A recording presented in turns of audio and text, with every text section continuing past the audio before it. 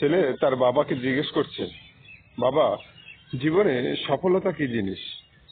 বাবা বলল, ঠিক আছে, তার আগে চলো আমরা ঘুড়ি উড়াই। এ বলে বাবা ছেলে ঘুড়ি উড়াতে গেল। ঘুড়ি উড়াতে উড়াতে দেখলো যে ঘুড়িটা বেশ উঁচুতে উঠেছে।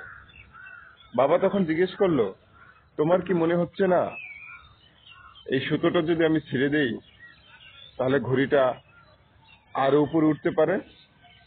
ছেলেটা বলল, আমার তো দেখে তাই মনে হচ্ছে।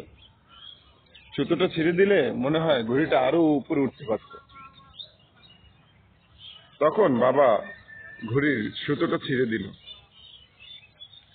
ঘুড়িটা তাৎক্ষণিক কিছুটা উপরে উঠল, তারপরে ধীরে ধীরে নিচে মাটিতে পড়ে গেল।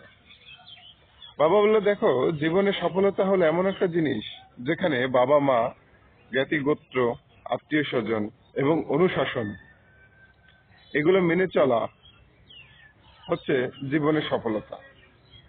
তোমার যদি মনে হয় এই অনুশাসন, এই পিতামাতার বা বয়োজ্যেষ্ঠদের এই শাসন না থাকলে জীবনে আরো ভালো কিছু করতে পারতাম, বা তাদের সবকিছুতেই নিষেধ, তারা প্রায় অনেক কিছুতে নিষেধ করে, এটা না করলে হয়তো জীবনে আরো উপরে উঠা যেত। কিন্তু বিষয়টা কিন্তু তা না। ঠিক ওই ঘুড়ির সুতার মতো মনে হচ্ছে যে আরো উপরে উঠা যাবে, কিন্তু যখন সুতোটা ছিঁড়ে দিল ঘুড়ির, তখন কিন্তু সে কিছুটা উপরে উঠার পরেই আবার মাটিতে পড়ে গেল। আমাদের জীবনটাও তেমন। যদি জীবনে অনুশাসন না থাকে তাহলে আমাদের ঘুড়ির মতো হঠাৎ করে মাটিতে মুখ থুবড়ে পড়ে যেতে হবে। পিতামাতা, আত্মীয় স্বজন, জ্ঞাতি গোত্র, বয়োজ্যেষ্ঠদের অনুশাসন আমাদের অবশ্যই দরকার আছে। আজকাল দেখা যায় যে অল্প বয়সেই ছেলেমেয়েরা তাদের ব্যক্তি স্বাধীনতাকে প্রতিষ্ঠিত করতে চায়।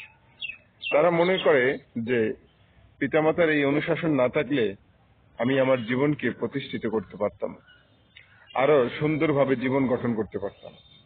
আসলে কিন্তু সেটা অসম্ভব। তাই পিতামাতার এই অনুশাসন আমাদের অবশ্যই মেনে চলতে হবে, তাদেরকে শ্রদ্ধা করতে হবে, তাদের কথাবার্তা যথার্থ মানার চেষ্টা করতে হবে।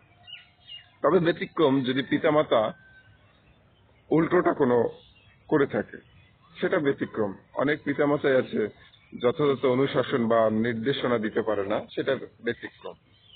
তবে সেক্ষেত্রে কিন্তু